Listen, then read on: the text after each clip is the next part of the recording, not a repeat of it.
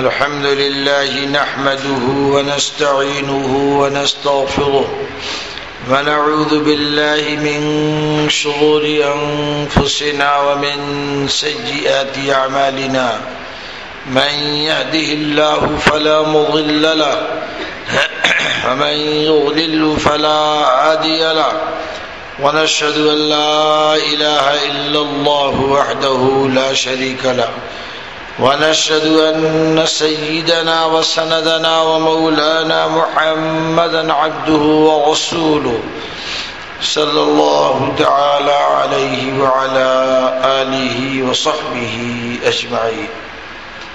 أما بعد فأعوذ بالله من الشيطان الرجيم. بسم الله الرحمن الرحيم.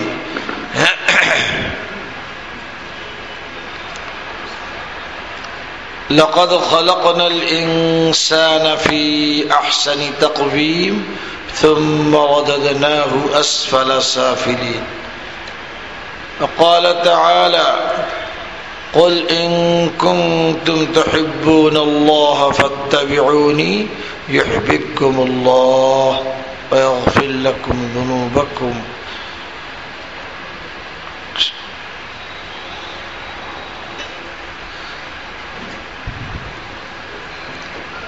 اللہ غفور رحیم. صدق اللہ مولانا العظیم. حضرات علماء کرام، طلباء عزیز، معزز سامعین، نیک خواتین، مائیں و بہنیں،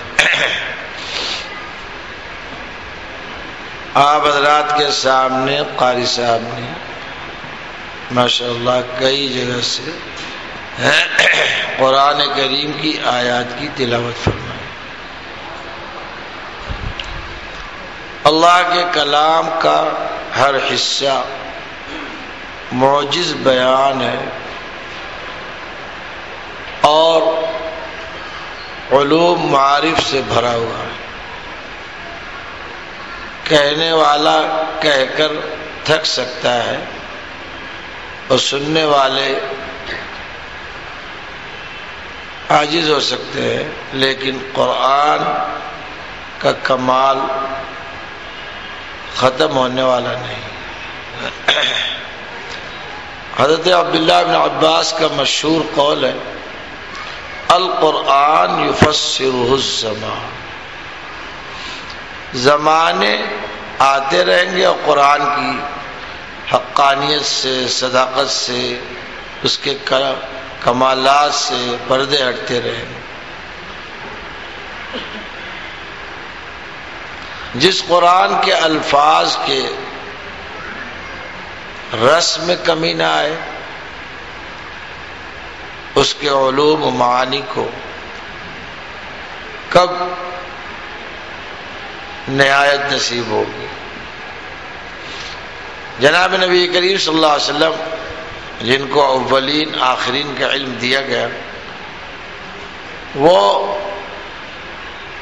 دعا کرتے رہے، بلکہ اللہ تعالی نے دعا کرنے کا انہیں حکم دیا: قل رب زدنی علما. آپ کہتے رہے کہ اللہ مجھے علم کی ترقی عطا فرما. اور علم قرآن اور شریعت کا ہی علم ہے، بقیہ صنعت ہے، حرفت ہے، تجربات ہیں. علم حقیقت میں علم شریعت ہی علم ہے.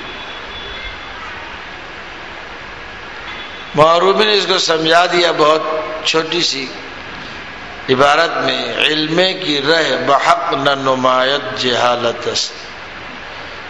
جو علم کسی کو اللہ کی معرفت نہ دلائے، وہ علم اس کے حق میں علم نہیں، جہالت. اس لیے آج کی دنیا، خواہ و سائنسی ترقیات کی دنیا ہو، اگر اللہ سے غافل کر رہی ہے تو ظاہر ہے کہ جہالت کی حقدار ہے. اور اگر اسی میں کسی کو معرفت حاصل ہو جائے تو اس کے لیے ذریعہ سعادت بن جائے۔ اللہ رب العالمین نے اس قرآن کو عظمتوں سے بھر دیا ہے۔ حضرت مولانا یعقوب صاحب علیہ رحمہ جو صدر المدرسین اول دارالعلوم دیوبند ہیں، فرماتے تھے کہ جب حضرت تھانوی نے نقل کیا کہ حضرت نے فرمایا کہ جب نبی کریم صلی اللہ علیہ وسلم دنیا میں تشریف فرماتے تو یہ سوال اٹھتا تھا کہ نبی افضل ہے یا قرآن، لیکن آپ کے پردہ فرمانے کے بعد پھر یہ سوال اب باقی نہیں رہا۔ اس کائنات موجودہ میں اب قرآن کریم سے زیادہ عظیم اور بابرکت اور مسلمانوں کے لیے محترم شان کوئی چیز نہیں۔ شعار اسلامی کا سب سے بڑا شعار ہے، حتیٰ کی مساجد سے، حتیٰ کی کعبۃ اللہ شریف سے۔ آج اس قرآن کی عظمتوں سے آہستہ آہستہ مسلمان جاہل ہوتا جا رہا ہے، اپنی نسلوں کو محروم کر رہا ہے اور خود اسے سمجھنے سے دور ہو رہا ہے۔ خود قرآن کی عظمتوں کو پہچاننے کے لیے اس کے پاس وقت نہیں رہا۔ بہرحال قرآن کا نفع ہمیشہ ہمیشہ رہے گا۔ شریعت اسلامیہ کا نفع مسلمانوں کو ہمیشہ ہمیشہ ملتا رہے۔ دنیا کی کوئی چیز ایسی نہیں جو اتنا بڑا نفع دے اور اس کا نفع دائمی ہو۔ سورج کا نفع چھپتے ہی ختم، چاند کا نفع آنے پر نصیب ہوگا اور ڈوب جانے سے ختم، ستاروں کا سیاروں کا نفع ان کی موجودگی تک ہے، ہوائی جہاز کا نفع آپ اتر گئے سب پیسہ جو ہے کہ نہیں، ہزاروں لاکھوں کا ٹکٹ بیکار، مکان کا نفع آپ گھر سے نکلے ختم، گاڑیوں کا نفع اترتے ہی ختم، سونا چاندی تو وہ غدار ہے جو بغیر جائے وہی نفع نہیں پہنچاتے، آپ اس کو رکھے رہو کسی کام کے نہیں۔ جب کہتے ہیں پیسہ پھینک تماشا دے، پیسے کا تماشا پھینکنے کے بعد شروع ہوتا ہے۔ تو یہ سب چیزیں انسان کو دھوکہ دیتی۔ دنیا کو دار الغرور کیوں کہا گیا؟ دھوکے کی یہ ٹٹی ہے۔ کیوں؟ اس لیے کہ آپ سمجھتے تھے شاید مشکل وقت میں کام آئے، لیکن جب فرشتہ آئے گا لے جانے کے لیے تو یہ پہلے ہی نکل جائیں گے۔ اور انسان جس کو اپنا سمجھتا تھا یہ کام دے گی وہ جان بچا کے باہر چلے۔ تو یہ دولت ابھی مرض الوفات ہی میں سمٹنے لگتی، سکڑنے لگتی۔ اب فقہا کہتے ہیں کہ زیادہ سے زیادہ 1/3 میں کچھ کہنا چاہو تو کہہ لو، بقیہ 2/3 اب یہ مال تمہارے ہاتھ سے نکل گیا۔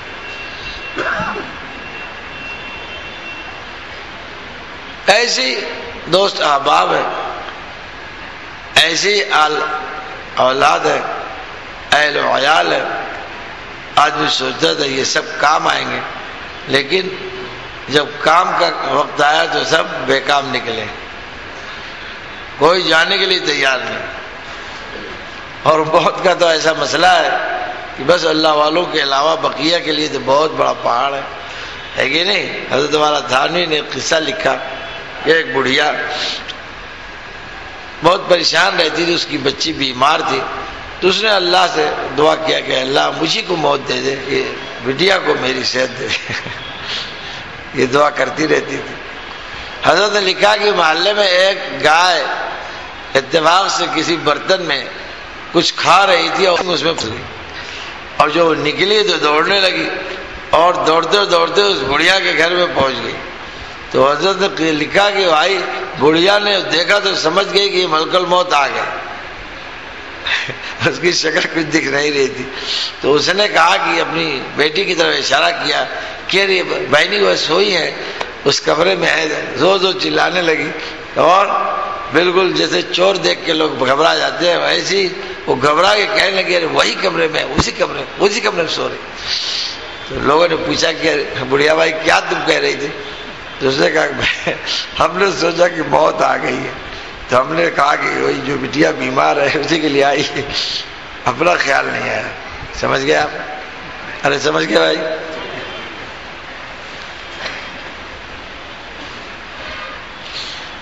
اللہ رب العالمین نے اس کا نقشہ کھینچا قرآن میں. یوم یفر المرء من اخیہ وامہ وابیہ وصاحبتہ واخیہ وصاحبتہ وبنیہ. اللہ فرماتے ہیں بھائی بھائی کو دیکھ کر بھاگ جائے گا کہ کچھ مانگ نہ لے. لوگ کہتے ہیں بھائی کا خون سفید ہو گیا, چلو آگے جس کا سرخ ہے اس کا دیکھو حال. کیا کہہ رہے ہیں؟ ماں جو محبت کی مورت سمجھی جاتی ہے, محبت کی ایک عظیم دولت سمجھی جاتی ہے, وہ ماں بیٹے کو پہچاننے سے انکار کر دے, اس کے بیٹے بھی پہچاننے سے انکار کر دے, کوئی پہچاننے والا نہیں. الاخلاء یومئذ بعضهم لبعض عدو. دوست کو تو دشمن کی طرح دیکھے گا. سوچے کہ کہیں وہ چائے پیتا تھا یہاں پھر پیسہ نہ مانگ لے, اور یہاں لیکن دعوتوں میں رہتا تو یہاں بھی نہ دو چار نیکی مانگے تو بالکل. اور دنیا کے دوست تو بالکل ہی دشمن, اتنے دشمن کی پوچھیے مت. وہ کہے گا کہ صاحب اسی کی وجہ سے بہت سارے گناہوں میں مجھے جا کے پھنسنا پڑا. اللہ فرماتے ہیں ان اولیاء للمتقون, اس دن اولیاء اہل تقوی ہی رہیں گے جو کسی کی دوستی نبھا سکیں گے, کسی کی بات سن سکیں گے. ظاہر ہے جس کو خود اطمینان ہوتا ہے وہی دوسروں کی مدد کے لیے متوجہ ہوتا ہے. اللہ رب العالمین نے اس دنیا کو ہمیں آخرت بنانے کے لیے دیا ہے. یاد رکھیے بات, دنیا برائے دنیا کچھ نہیں, فضول ہے. یہ دنیا اللہ تعالیٰ نے ہمیں دیا اور جو رکھا ہے, قرآن کہتا ہے وَلَكُمْ فِي الْأَرْضِ مُسْتَقَرٌّ وَمَتَاعٌ إِلَىٰ حِينٍ. تمہارے لیے زمین میں کچھ دنوں کا ٹھہراؤ ہے اور تمہارے لیے پھر کچھ دنوں تک استفادہ کرنے کا حق ہے. کھیت سے کچھ دنوں استفادہ کرو, مال سے کچھ دنوں تک استفادہ کرو, اپنی پراپرٹی سے کچھ دن استفادہ کرو, پھر چھوڑ کے آگے جاؤ. اب دوسرا استفادہ کرے گا. دنیا امتحان کی جگہ ہے اور امتحان کا پرچہ جیسے بابا حل کر کے آیا ہے ایسی جب وہ کلاس میں پڑھتے پڑھتے پہنچے گا تو بیٹے کو بھی وہی پرچہ حل کرنا پڑے گا. اور اگر دیکھیں گے اس کے دادا پڑھ کے گئے ہیں تو وہ بھی حل کر کے گئے ہیں. ایسی دنیا کے مال اور اہل و عیال یہ سب امتحان کے پرچے ہیں. اس کے آپ مالک نہیں, امین ہیں. انسان سمجھتا ہے اس کے مالک ہے, یہی سے دھوکہ کھاتا ہے. اپنی زبان کا مالک نہیں, اپنے ہاتھ کا مالک نہیں, اپنے اعضاء جوارح کا مالک نہیں, اپنے مال کا اہل و عیال کا مالک نہیں. یہ ساری چیزیں اس کے حق میں امانت ہیں. آپ امین ہونے کا حق ادا کرتے ہیں یا خیانت کر جاتے ہیں, اللہ تعالیٰ یہی امتحان لینے کے لیے دنیا کو قائم فرمائے. مگر اگر دیکھا جائے تو اللہ کے ہاں تو ساری باتیں طے تھیں, جنت اور جہنم اور اہل جنت اور اہل جہنم طے تھے. لیکن اس دنیا میں کیوں بھیجا گیا؟ جنت میں نعمتوں میں رہنے والا انسان اس کی دوستی اور دشمنی متمیز نہیں ہوتی. دسترخوان پر تو سبھی بھائی بھائی کرتے ہیں, لیکن مصیبتوں میں پتہ چلتا ہے کہ ہمارا اس کا تعلق کیا ہے، ہمارے تعلق میں کتنا مخلص ہے۔ اسے دنیا میں بھیجا گیا تاکہ ہم مصیبت اور نعمت میں اپنے کرتوت کو پیش کر کے اپنے لیے جنت جہنم کو طے کر سکیں۔ اللہ تعالیٰ وہیں سے بھیج دیتے تو انسان یہ کہتا کہ صاحب ہم بھلا ابراہیم سے کم کب ہے، ہم بھلا ہے کہ نہیں؟ اللہ کے عاشقوں کا نام لیتا ہو کہتا کہ ہم بھی تو ان سے کم نہیں، لیکن دنیا میں جب پرچہ اس کا پیک ہو جاتا ہے اور جو ہے بھر کے دیا جاتا ہے اور نام اعمال اس کی دوستی دشمنی کے میرے دوستو اعمال سے تصدیق کرتے ہیں، تو پھر اسی کو جب جہنم میں ڈالا جائے گا تو کیا ہوگا؟ وہ انسان بڑے اعتراف کے ساتھ جہنم میں جائے گا۔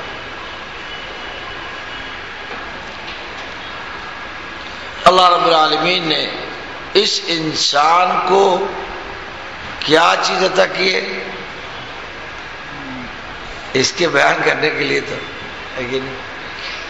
اللہ نے کئی قسمیں کھائیں، بہت ساری قسمیں کھا کر فرمایا لقد خلقنا الانسان فی احسن تقویم، اس انسان کو ہم نے بہترین سانچے ڈھانچے میں پیدا کیا۔ ظاہر اللہ رب العالمین احسن الخالقین ہے اور انسان پر خصوصی توجہ دے کر اس کو پیدا فرما رہے ہیں، مخدوم کائنات اسے بنا رہے ہیں، تو یقیناً اس کائنات کی ساری چیزوں سے زیادہ حسن و جمال کا یہ انسان حامل ہے۔ اب آج کی ساری سائنسی دنیا اس انسان کو کھولنے میں لگی ہوئی۔ آج آپ پڑھیں گے تو بتائے گا کہ صاحب گردے میں آپ کی خوبی کیا ہے اور جگر کا کیا مسئلہ ہے، آپ کے معدے میں کتنی طاقت ہے، آپ کے جو اعضاء جوارح کو اللہ نے جیسے جوڑ رکھا ہے، تو ایک مستقل چیپٹر ہے جس کو پڑھ کر آپ خوش بھی ہو جاتے ہیں۔ لیکن حقیقت یہی ہے کہ اللہ تعالیٰ نے جو اس کے اندر سب سے بڑی خوبی رکھی ہے وہ اس انسان میں ایک کمال رکھا ہے، وہ ہے اپنے محبوب کے عمل کو، اخلاق کو، افعال کو، اقوال کو اٹھانے اور جذب کرنے کی صلاحیت۔ اس انسان کی اس سے بڑی کوئی خوبی نہیں کہ یہ ایک عام انسان محمد رسول اللہ کی بولی بول سکتا ہے، یہ انسان محمد رسول اللہ کی نماز پڑھ سکتا ہے، یہ انسان محمد رسول اللہ صلی اللہ علیہ وسلم کا وضو کر سکتا ہے، یہ انسان اپنے نبی کی شکل و صورت کو اپنا سکتا ہے، اپنے نبی کی داڑھی رکھ سکتا ہے، اپنے نبی کا لباس پہن سکتا ہے، اپنے نبی کے اعمال، افعال، اخلاق اور ان کی معاشرت کو اپنا سکتا ہے۔ یہ اس انسان کی کیپیسٹی کو اگر آپ سمجھنا چاہیں تو اس ساری کائنات سے زیادہ قیمتی یہ صلاحیت اس کو اللہ نے دی۔ ابھی آپ کو امریکہ کے ایٹم بم بنانے کی صلاحیت مل جائے تو آپ کو تو لوگ دیکھنے بھی نہیں دیں گے، ہے کہ نہیں؟ پہرا شروع اور کیا کیا بوال چالو ہو جائے گا۔ قریب آپ بتائیے امریکہ کے ایٹم بم کی 2 کاپی اس نے کر لی۔ ایک ایم ایل اے صاحب کہہ رہے تھے کہ حضرت آپ لوگ کیا کر رہے ہیں؟ میں نے کہا کیوں؟ تو اس نے کہا کہ صاحب کیا کرتے ہیں آپ اتنے دن سے؟ تو میں سمجھ گیا، میں نے کہا تم کیا کر رہے ہو حساب دو اپنا۔ خیر پھر اس نے کہا نہیں آپ بتائیے۔ میں نے کہا بھائی ہم تو قیامت روکے ہوئے ہیں۔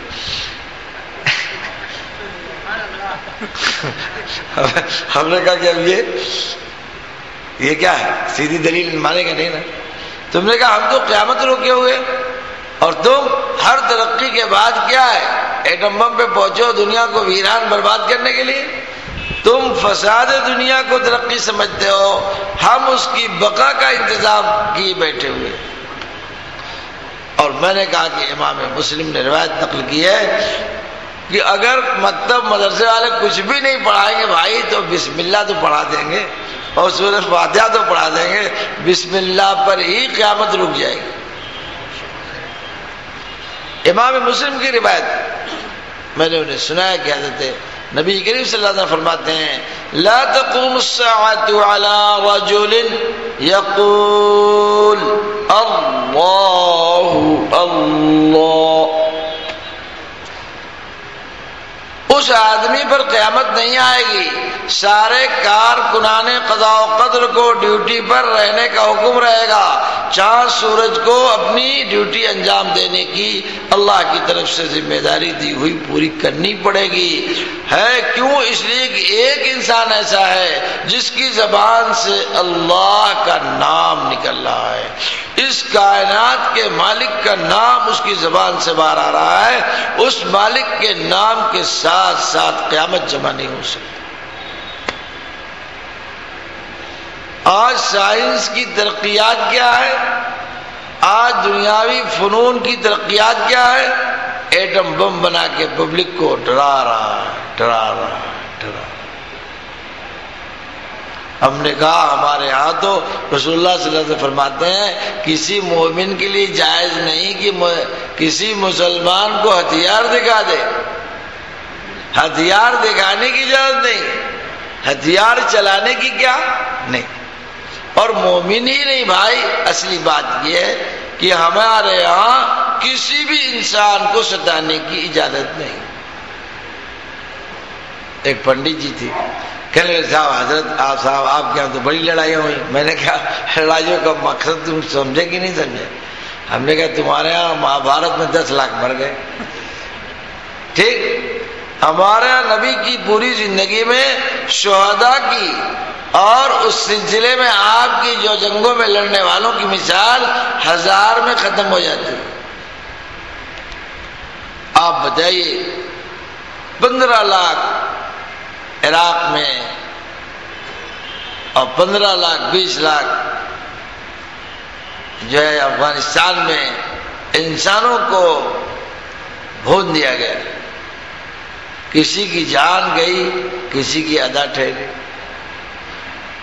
آج دنیا کو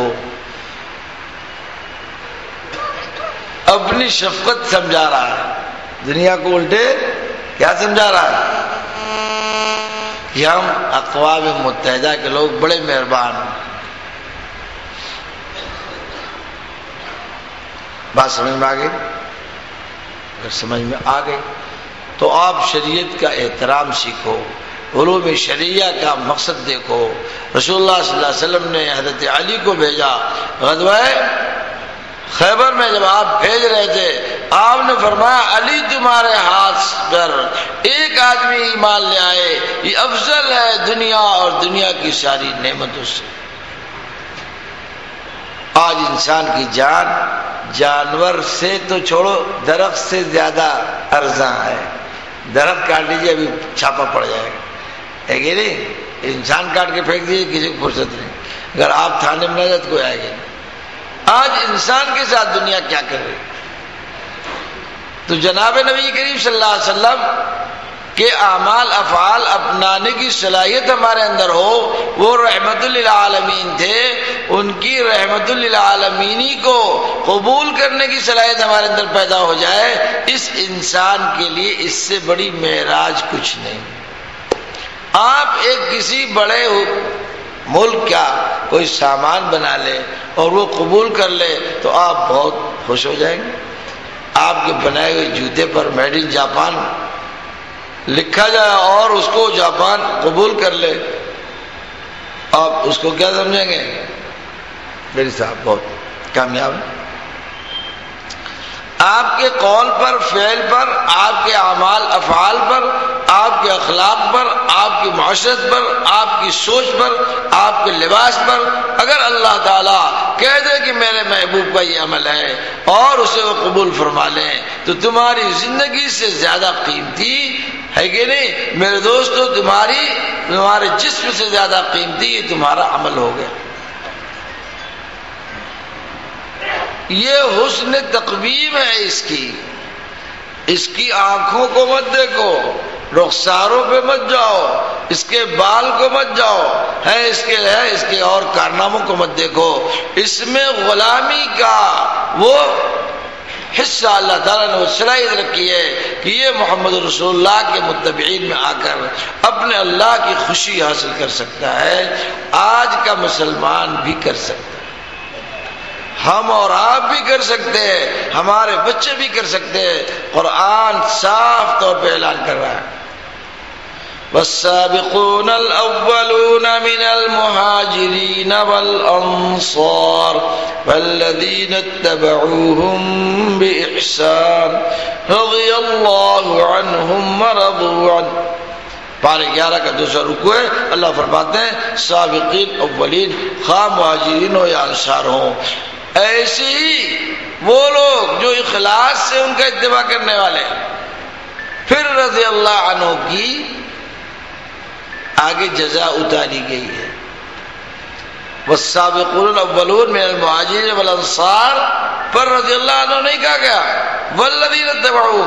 ہمارے حضرت مثال دیتے تھے کہ دیکھو جیسے انجن جب چلتا ہے تو جب انجن کی منزل آتی ہے تو ڈبے کی بھی منزل آ جاتی ہے۔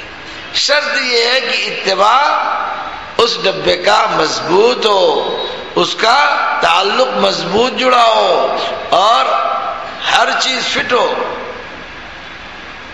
ایسی آپ اتباع کر رہے ہو ہے کہ نہیں؟ مثلا داڑھی بنانے گیا تو ایک انگل دبا لیا، 4 کا 3 انگل کر لیا، اب 3 انگل میں تو رسول اللہ کی داڑھی نہیں رہی، مارکیٹ میں چلی گئی۔ چندر شیکھر کی کہو آپ ہے کہ نہیں، چاہے امیتابھ بچن کی کہو، نبی کی داڑھی ہے نہیں۔ ابھی ایک لڑکا آگرہ مل رہا تھا تو میں نے کہا بھائی نوکری کرنی ہے تو رسول اللہ کی کرو، تمہیں تو غلامی حلال میں کرنی ہے، تمہیں تو آئیڈیل حلال میں تلاش کرنا ہے۔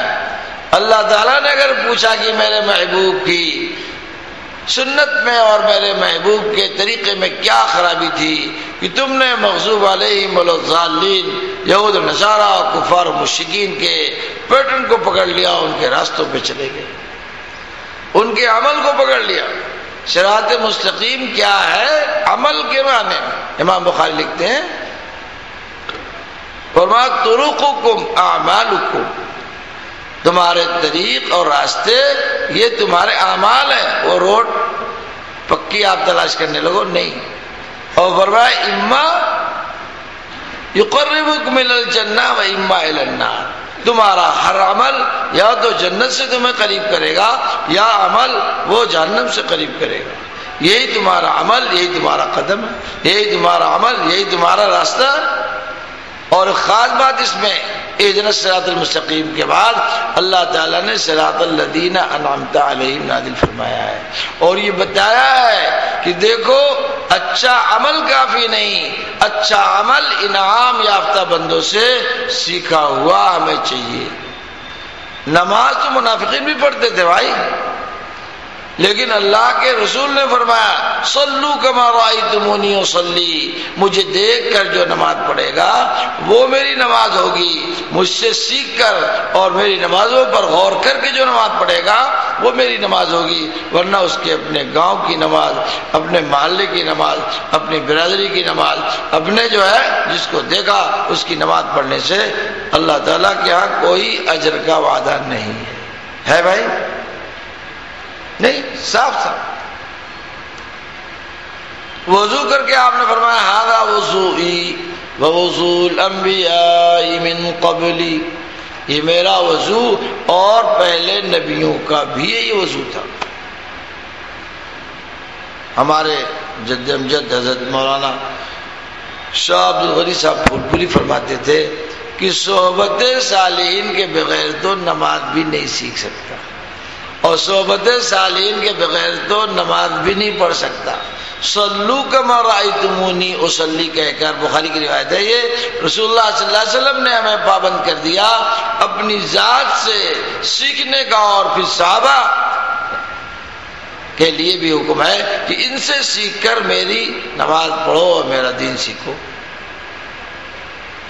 تو وہ سیکھنے کا سلسلہ جب تک رہے گا اور سیکھنے والوں سے تم سیکھتے رہو گے تو وہ رسول اللہ کی نماز ہوگی۔ جیسے رسول کا فرمان اگر ان کے سننے والوں سے آپ نے نہیں سنا تو کیا کہتا ہے محدث؟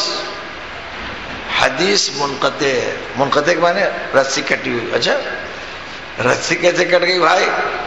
کہنے نہیں، بیچ میں ایک راوی جو ہے چھوٹ گیا. راوی چھوٹ گیا، کہانی ختم. قول میں ابتدائی تسلسل چاہیے، عمل بہت بھاری چیز ہے. آج ہمیں بازار جانے میں اور کچھ خریدنے بنانے میں کبھی ذہن بھی نہیں جاتا. نائی کی دکان پہ گئے، خیال بھی نہیں آیا کہ بال کس کا بنوا رہا ہے. درزی کی دکان پہ گئے، جس کا چاہ لباس سلا، نمونہ دیکھا اسے سلا لیا. تو بھائی اپنا بہت بڑا نقصان کیا. معمولی نقصان کیا، اتنا بڑا نقصان کیا کہ یہ کام تو فرشتے بھی نہیں کر سکتے. یاد رکھنا ہے. قرآن پڑھنے، قرآن پر عمل کرنے کی صلاحیت ان کو بھی نہیں ہے. آپ نے حدیثوں میں سنا ہوگا جب کوئی قرآن پڑھتا ہے تو فرشتے گھیر لیتے ہیں اور اس کو سننے لگتے ہیں، اس لیے کہ وہ خود جو ہے وہ خود کیا کر سکتے ہیں؟ وہ پڑھ نہیں سکتے. جو ان کا ذکر ہے بس اسی میں رہیں گے پوری زندگی. شراح بخاری نے لکھا ہے کہ ملائکہ کی مثال یہ دنیا میں درختوں سے، پہاڑوں سے دی جائے تو سمجھ میں آ جائے. آپ آم کے پیڑ سے کہیے کہ ذرا انگور دینا تو بس یہی آپ جبریل بابا سے کہیں کہ ارے صاحب 1000 آدمی یہاں مر گئے، ان کی روح لیتے جائیے، تو کیا کہیں گے کہ صاحب میرا کام نہیں، میں تو نہیں لے جا پاؤں. جو جس کام پہ وہ بٹن کی طرح ہے. کارکنان قضاء و قدر ہے، ان کو کچھ بھی آگے پیچھے کرنے کی صلاحیت ہے نہیں. لا یعصون اللہ ما امرهم ویفعلون ما یؤمرون. جس کام پہ لگ گئے اسی پہ لگ گئے. کچھ فرشتے تسبیح میں، کچھ فرشتے تکبیر میں، کچھ فرشتے سجدے میں، کچھ فرشتے رکوع میں، لیکن انسان کیا ہے؟ آل راؤنڈر ہے. یہ دھڑ دھڑ دھڑ دھڑ ادھر گیا ادھر گیا، پڑھ کے نکل گیا 5 منٹ میں، ہے کہ نہیں، نماز پڑھ کے چلا گیا. ساری تسبیحات کو اکٹھا کر کے، اس کے عمل کو اکٹھا کر کے. مشکوٰۃ شریف میں روایت ہے، مولا علی قاری لکھتے ہیں اس کی شرح میں کہ اللہ تعالیٰ نے جب سورہ یاسین اور سورہ طٰہٰ نازل فرمایا تو فرشتوں کو بڑا تعجب ہوا. انہوں نے کہا کہ یا میرے مولا، یہ تیری بولی اور تیرا یہ کلام اور تیرا یہ جو ہے کہ نہیں قرآن، یہ کون پڑھے؟ اللہ نے فرمایا کہ میری امت، میرے محبوب کی ایک امت ہے، وہ آئے گی، وہ پڑھے گا. ان کو تعجب ہو. بتائیے تعجب کی بات بھی ہے کہ نہیں؟ انسان تو عاجز ہے بھائی، انسان تو کمزور ہے، انسان تو گندا ہے. انسان سے پاک پوتر تو فرشتے ہی تھے، لیکن اللہ کا کلام انسان بولنے لگا. اس انسان کے وجود سے ہزاروں ہزار گنا قیمتی یہ اس کی صلاحیت ہے کہ اس کی زبان سے نکلے ہوئے کلام کو اللہ اپنا کلام کہتا ہے. اسی پہ امام اس پر لکھا ہے کہ انسان کے اعضاء جوارح سے جو صادر ہوتے ہیں اس میں سب سے متحیر العقول جو عمل ہے وہ کلام ہے. اسی کے را میٹیریل کچھ نہیں، ہواؤں میں وہ اڑایا جا رہا ہے. اور اللہ کا کلام بن رہا ہے، رسول اللہ کا کلام بن رہا ہے، ذکر اللہ بن رہا ہے، تسبیح بن رہی ہے، تحمید بن رہی ہے. اور نہ گٹی نہ لوہا نہ بھائی سونے کا آپ نے زیور خریدا تو اس کا را میٹیریل کتنا مہنگا ہے. آپ کو یہ بلڈنگ بنا کسی نے دیا تو را میٹیریل کتنا ہے، اس کی قیمت لگتی ہے کہ نہیں؟ اور آپ سنتے جا رہے ہو کچھ ہے، کوئی سونا چاندی خرچ ہو رہا ہے؟ کچھ نہیں. میزبان صاحب نے 1.5 روٹی کھلا دیا تو بہت کہتے کہ حضرت 12 بجے تک چلنا چاہیے. میزبان کیا کہہ رہا ہے؟ 12 بجے تک تقریر کی. میں نے کہا تم کو کلام کی قیمت معلوم ہے؟ اس انسان کی سب سے زیادہ حرکت میں اور جو بھی اس کے اعمال ہیں سب سے قیمتی اس کی زبان سے نکلا ہوا لفظ ہے. ٹھیک ہے. ایک دوسرے جب وہ کلام اللہ اور کلام رسول اللہ بن جائے تو صاحب اس کا کچھ کہنا ہی نہیں. آپ نے اپنی زبان سے اگر سورہ فاتحہ پڑھ لیا تو ہمیشہ ہمیشہ ہمیشہ ہمیشہ ہمیشہ ہمیشہ اس کا نفع آپ کو ملتا رہے گا. فلہم اجر غیر ممنون. کیا ملے گا بھائی؟ اجر کیسا ملے گا؟ جو کبھی نہیں کٹے گا. ورنہ اگر جنت خالی کرائی جاتی تو یومیہ ہزاروں ہزار آدمی باہر چلے جاتے، ہے کہ نہیں؟ لیکن جنت میں جو جائے گا اللہ تعالیٰ اسے باہر نہیں کرے. تو اس انسان کا حسن تقویم کیا ہے بھائی؟ اپنے نبی کا اتباع کر سکتا ہے. اب آپ اتباع کر رہے ہو چھوڑ رہے ہو وہ آپ سوچو. آپ نبی کا لباس اپنانا چاہتے ہو یا آزاد اوباشوں کا؟ آپ یہود النصارہ کی راہ پہ چلنا چاہتے ہو کہ اپنے نبی کے غلاموں کی راہ پہ چلنا چاہتے؟ یہ تو چوائس کرنے کا حق ہر آدمی کو حاصل ہے. اسی اختیار پر جنت جہنم بٹے گی اور کچھ ہے. جنت جہنم اسی اختیار پہ بٹے گی. تم نے کیا عمل اختیار کیا، کیا شکل اختیار کیا، کیا معاشرہ اپنایا اور کیا جو ہے اخلاق اپنائے. تمہارے اپنانے پر وہ جسے بٹن دبایا آ گئی. ایسی اللہ تعالیٰ نے حسن تقویم کا راز میں سمجھاتا ہوں کہتا ہوں کہ اللہ تعالیٰ نے لقد خلقنا الانسان فی احسن تقویم کہہ کر یہ بتا دیا کہ جس سانچے سے محبوب کو پیدا کیا تھا اسی سانچے سے ہم نے تم کو بھی پیدا کر دیا ہے. لیکن محبوب کا خیال رکھنا. لیکن کیا کرنا؟ میرے نبی کی مشابہت کا خیال رکھنا. ایسا نہ ہو کہ تم کو جہنم میں ڈالنا پڑے. اس لیے کہ اللہ تعالیٰ جب گناہوں کی پاداش میں جہنم میں ڈھکیلے گا تو نبی کی صورت، انسان کی صورت لے لے گا. شکل انسان کی واپس لے لی جائے گی اور حکم ہوگا جب تم نے میرے نبی کی شکل کی قدر نہیں کی تو اب اس شکل میں رکھے جانے کی تم حقدار نہیں ہو. نبی کا ہاتھ پیر، نبی کے چہرے بشرے، انسانیت کو بتانے والے، انسان کو سمجھانے والے آدھا جوارے وہ اس سے لے لیے جائیں گے. چنانچہ ایک حدیث سے اس کی تائید ہوتی ہے، بخاری کی روایت ہے کہ اللہ تعالیٰ جب حضرت ابراہیم خلیل اللہ عرض کریں گے کہ اللہ ایو خزی اقصی من ھذا، اس سے بڑی کیا رسوائی ہوگی کہ میرا باپ جہنم میں جا رہا ہے. اللہ فرمائیں گے لقد حرمت الجنہ علی الکافرین، میں نے کافروں پہ جہنم کو حرام کر رکھا ہے، تمہیں معلوم نہیں. اس لیے ایک بجو کی اوجڑی کی شکل میں ان کے باپ کو بدل کے ان کے قدموں میں ڈال دیا جائے. ایک بجو کی شکل. اللہ بتائیں گے دیکھو تمہارا باپ انسانی ہاتھ پیر تو کھو ہی چکا، انسانی آدھا جوارے تو کھو چکا، اور گرتے گرتے گرتے گرتے اب اس کی صورت مثالیہ ایک اوجھڑی سی رہ گئی ہے. بھلا بتاؤ جنت میرا مہمان خانہ ہے اور جنت میرا گیسٹ ہاؤس ہے. اس جنت 5 اسٹار اور 7 اسٹار ہوٹل میں جب کوئی نہیں جا سکتا تو یہ جنت میں کیسے جائے گا؟ اللہ تعالیٰ بتا دیں گے نہیں، یہ جنت میں جانے کا حقدار نہیں ہے. تو حضرت ابراہیم خود اپنے پیر کو جب پھینکیں گے تو اوجھڑی وہ جہنم میں جا کے گر جائے گی اور ابراہیم کا خیال ہٹ جائے گا. تو آج ہم اپنی صورت بگاڑ رہے ہیں، اپنے نبی سے دور ہو رہے ہیں، اپنے نبی کے رحم و کرم سے محروم ہو رہے ہیں.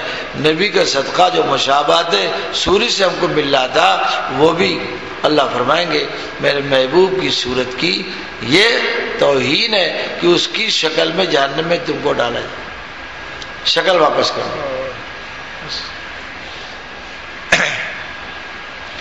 اور اس کو نبھانے کے لیے کتنا اچھا دیکھیے، ان کی ہر چیز کو نبھانے کے لیے کیا آ گیا؟ فاتبعونی، اور محبت اس میں ڈال دی.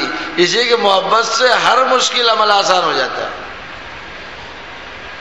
قل ان کنتم تحبون اللہ فاتبعونی یحببکم اللہ. آپ کہہ دیجئے قل اس لیے لایا گیا کہ اس میں اپنی اتباع کا حکم سنانا تھا، اور اتباع کی بات کہنا گویا کہ آپ کی شایان شان نہیں تھی. اللہ فرماتے ہیں کہ نہیں، آپ قل کہیے تو لوگ سمجھیں کہ میں کہلا رہا ہوں. اپنی تنزیہ بیان کرنا نبی کی شان سے بڑی تھی، لیکن اس لیے اللہ تعالیٰ نے قل کہہ کے بتا دیا آپ کہیے کہ میں کہہ رہا ہوں. آگے کیا فرمایا؟ ان کنتم تحبون اللہ فاتبعونی، اگر تم چاہتے ہو کہ اللہ تعالیٰ سے تم محبت کرو تو میرا اتباع کرو. اسی کہ اللہ نے مجھے محبوب بنایا ہے، اور جب محبوب بنایا ہے تو محبوب کا ہر عمل محبوب ہوتا ہے. آپ کو اپنا بچہ محبوب ہے تو اس کا پیشاب پاخانہ بھی برا نہیں لگتا، اور پڑوسی کا بچہ محبوب نہیں تو جھگڑا ہو گیا، ایک پیشاب کر دیا بوال ہو. تو جو محبوب ہوگا اپنی ذات میں وہ اپنی ساری صفات میں محبوب ہوگا، یاد رکھیے گا اس کو. اس لیے اگر نبی محبوب ہیں تو ان کی شکل بھی محبوب، ان کی صورت بھی محبوب، ان کی سیرت بھی محبوب، ان کی عبادت بھی محبوب، ان کی معاشرت بھی محبوب، اور ان کے اخلاق بھی محبوب. ان کی کوئی چیز غیر محبوب نہیں ہو سکتی. محبوب کی ہر چیز محبوب ہوتی ہے. اگر آپ کو سچی محبت حاصل ہو گئی تو آپ کو اتباع میں کوئی دشواری ہی نہیں ہوگی. اصل خامی محبت میں ہوتی ہے تو وہ ایش پیش کرتا ہے کہ ارے صاحب لوگ کیا کہیں گے، ارے صاحب میں تو نوکر ہوں، میں تو آفس میں کام کرتا ہوں، ارے صاحب میں تو انگریزوں سے ملتا ہوں. وہ بات سمجھاتا ہے. محمد کی محبت، محمد کی محبت دین حق کی شرط اول ہے. اسی میں ہو اگر خامی تو سب کچھ نامکمل ہے. انسان محبوب کو چھوڑ نہیں پاتا، اسی اگر آپ چھوڑ رہے ہیں کہیں تو محبت کی کمی ہے. از محبت تلخہ شیریں شود، محبت سے تو تلخی بھی شیریں ہو جاتی ہے، اور محبت سے تو ہر مشکل آسان ہو جاتی ہے. اس لیے ضرورت ہے کہ ہم اپنے نبی سے محبت کریں، اور محبت کی دلیل یہ ہوگی ہم ان کا اتباع کریں. اور جو اتباع کرتا ہے اللہ اس کو محبوب بناتا ہے، اور جو اللہ کا محبوب ہو گیا تو محبوب سے کوئی حساب کتاب نہیں ہوتا. محبوب سے حساب ہوتا ہے بھائی؟ ارے حساب ہوتا ہے کہ کتنا کھائے کتنا کمائے، اسے گھٹاؤ، بل عادل پھینک دیتا ہے. ارے سمجھ گئے؟ ارے محبوب سے حساب ہوتا ہے کہیں بھائی؟ بولتے ہی نہیں سب. اردو سمجھتے ہو کہ نہیں؟ محبوب سے حساب نہیں ہوتا. اللہ فرما رہے ہیں یحببکم اللہ، پھر ویغفر لکم ذنوبکم واللہ غفور الرحیم.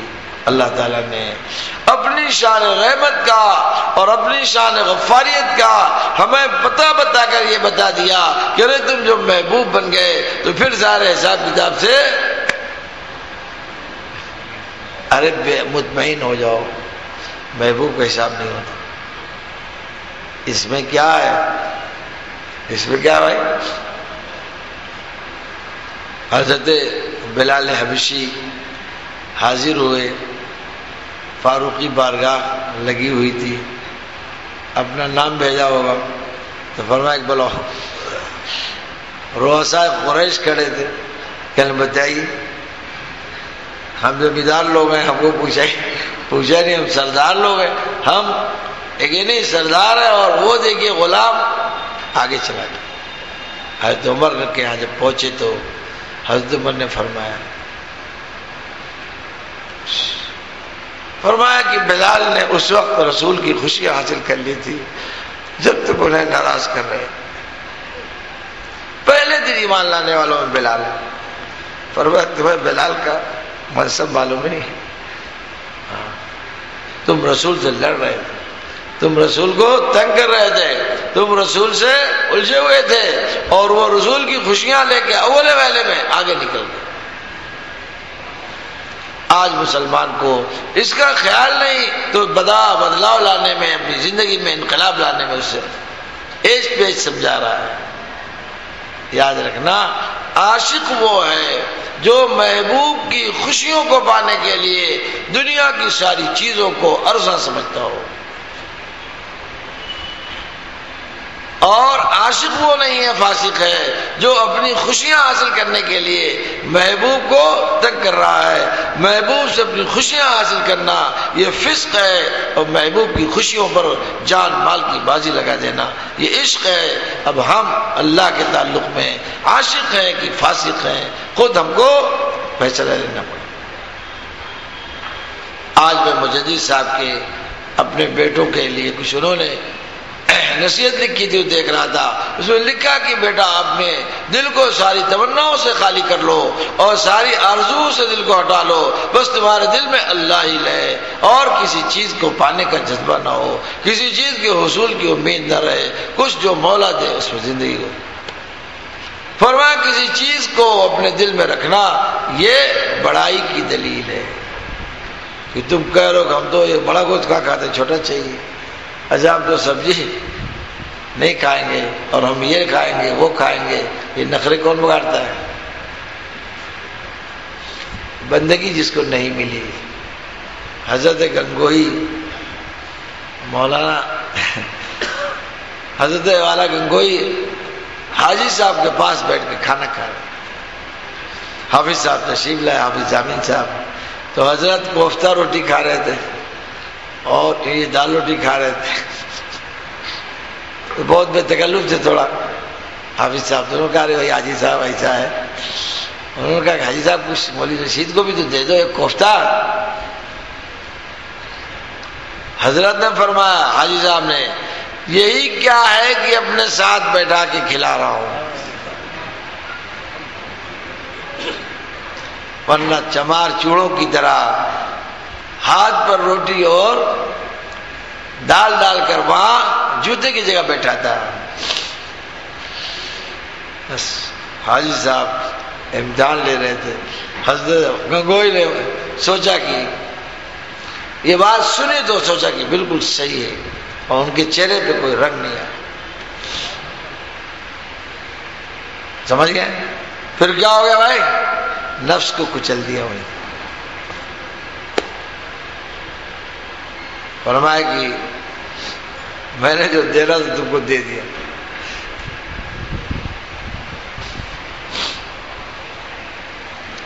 بات سمجھ گئے؟ بس سمجھ گئے تو سمجھدار لوگ ملتے کہاں ہیں؟ کیا بجے بھائی؟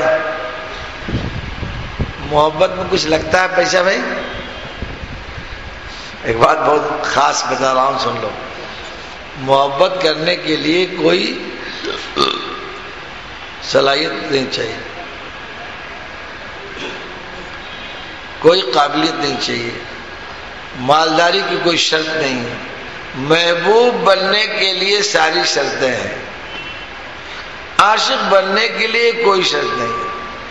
ایک بھنگی، کالا کلوٹا، پستہ قد، چیچک روح، غریب بالکل ہے دنیا اپنے معاشرے میں دھتکارا ہوا، اگر وہ بادشاہ وقت سے محبت کرنا چاہتا ہے تو بادشاہ کو حق نہیں کہ اس کو روک دے.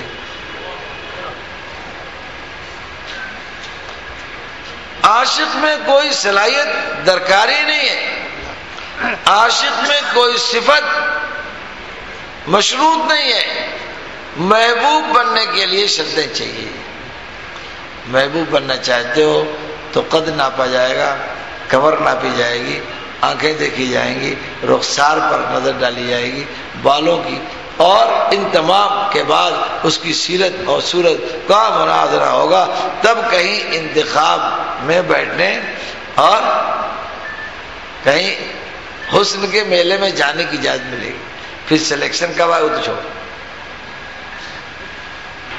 بات سمجھ گئے؟ اللہ تعالی سے محبت کرنے کے لیے کوئی شرط نہیں،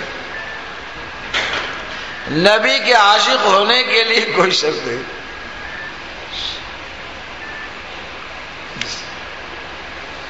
خواجہ صاحب نے کہا ہے کیا شرط محبت ہونا ہی یہی کافی. کہتے ہیں کون کہتا ہے بامرادی کا عشق ہے نام نامرادی کا.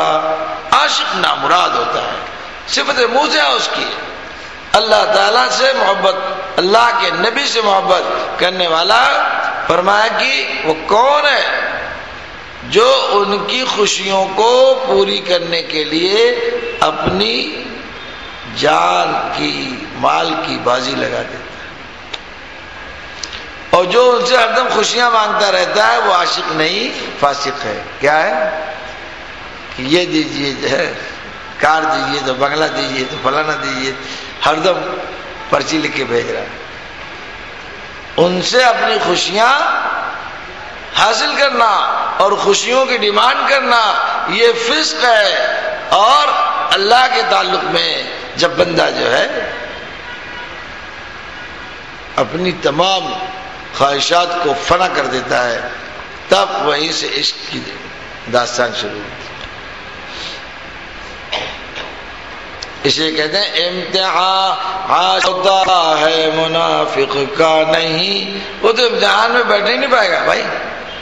امتحان عاشق کا ہوتا ہے منافق کا نہیں، اور یہ مقام قرب ہے رتبہ یہ فاسق کا نہیں.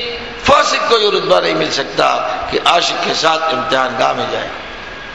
دو ہی بات خلاصہ اس وقت بیان کا اگر میں کروں تو ایک یہ کہ ہمارے یہ آزا جوارے اللہ کے کرم سے آسن تقویم کے حقدار ہے، اور یہ آزا جوارے ہمارا یہ ڈھانچہ محمد رسول اللہ صلی اللہ علیہ وسلم سے کہ سارے اعمال کو اپنانے کا ہے، میرے دوستو اپنانے کی صلاحیت رکھتے ہیں. اگر ہم اپنے نبی کے اعمال افعال کو کرتے رہیں گے تو ہماری آہستہ آہستہ ہے ہماری یہ ترتیب ہمیں ان کے عاشقوں میں پہنچا دے. اگر کسی کو محبت نہ ہو تو محبت کے اعمال بتکلف کرے، رو نہ سکے تو رونے والوں کی شکل بنائے. اتباع کی جب آپ شکل بنائیں گے ایک دن اللہ اس میں حقیقت ڈالے گا. حج کیوں کرایا جاتا ہے بھائی؟ اللہ کے عشاق کے قدموں پر چلایا جاتا ہے. جس میں عشق نہیں ہے اس میں پیدا ہو جاتا ہے، اور جس میں پہلے تھا اس میں فروزہ ہو جاتا ہے. ورنہ آپ جے پور کی گلیوں میں چلے یا مکہ کی کیا فرق ہے؟ فرق ہے کہ وہاں انبیاء کے عشاق کے قدم گئے ہیں، وہاں ابراہیم خلیل اللہ کی یادگار ہے، اور ابراہیم نے جنہوں نے اپنے کو آپ کو اذ قال له رب اسلم قال اسلمت تو کہا تھا، ان کو سوچ کر تمہارے اندر کچھ جو بے حسی وہ ختم ہوگی، اپنے کو اللہ کے حوالے کرنے کا ایک جذبہ پیدا ہو. محبت کا کام کرتے کرتے محبت پیدا ہو جاتی ہے. اس لیے جو نماز وغیرہ فرائض ہے جس کو محبت نہیں اس میں محبت پیدا ہو جائے گی، اور جس میں ہے اس میں محبت بڑھ جائے گی، جس میں پھر ایک وقت آئے گا کہ محبت کے ایک ہی نہیں آسمان پر پہنچ جائے. محبت کرنا کوئی ٹیڑھا کام ہے؟ کوئی سند کی ضرورت نہیں، پیسہ کی ضرورت نہیں، محنت کی ضرورت نہیں. حتیٰ کہ ایک جگہ میں رولمانی دیکھ رہا تھا، اس میں لکھا ہے کہ کبھی محبت عمل سے بھی آگے ایک خانہ رکھتی ہے. اور وہ لکھا کہ جو ہے کچھ نہ کر سکو تو کسی اچھے سے سچی محبت کر لو. کچھ نہ کر سکو کیا سمجھے، لیکن ڈپلیکیٹ نہیں ہونی چاہیے کہ دکھایا دایا بایاں مارا ہے ادھر گیا ادھر، یہ نہیں. اگر صحیح محبت پیدا ہوگی تو وہ جاتے جاتے کہے گا کہ میری گاڑی روکو فلاں کو بیٹھا لو. لوگ کے ساتھ جگہ نہیں ہے، کہیں جگہ نہیں ہے، کھسک جاؤ. پھر نہیں کہیں ڈانٹ کے بیٹھا لے گا. اور تعلق نہیں ہے تو 3 آدمی بیٹھے ہیں اور 5 آدمی کی جگہ ہے، کوئی ہاتھ اٹھاتا ہے روکے گا؟ کہ بتائیے اس کو بیوقوف کو یہ پتہ نہیں کہ پرائیویٹ گاڑی ہے اس کو ہاتھ اٹھا رہا ہے، وہ یہ سمجھائے گا. بات سمجھ گئے؟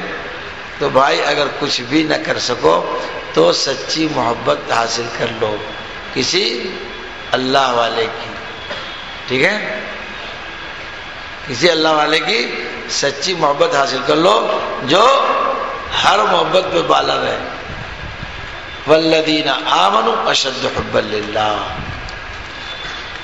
بس اللہ تعالیٰ ہم سب کو فہم سلیم عطا فرمائے، اور ہمیں محبت کرنی ہے تو صحیح محبوب سے محبت کرنے کا سلیقہ عطا فرمائے۔ کسی نے کسی پیچھے جانا ہے تو بھائی رسول اللہ سے بڑھیا کون ہوگا، اور کسی کو جب آقا بنانا ہے تو نفس و شیطان کے چکر میں کہاں پھنسے ہو، اللہ سے بڑا مالک کون ہوگا؟ اللہ اکبر کا اعلان وہ لگاتا ہے کہ نہیں، اس سے بڑا مالک کون ہو سکتا ہے؟ اس لیے بس اللہ تعالیٰ کو اپنا مالک سمجھو، اور اس مالک کو خوش کرنے کے لیے محمد رسول اللہ کے حال احوال کو، بس خواجہ صاحب حکیم صاحب کو شعر ہے، بات ختم کرتے۔ حکیم صاحب کیا کہتے ہیں؟ نقش قدم نبی کے ہیں جنت کے راستے، ہر عمل نبی کا وہ جنت میں لے جائے گا۔ نقش قدم نبی کے ہیں جنت کے راستے، اللہ سے ملاتے ہیں سنت کے راستے۔ سنت کا راستہ اللہ تک براہ راست پہنچنے والا۔ وآخر دعوانا الحمد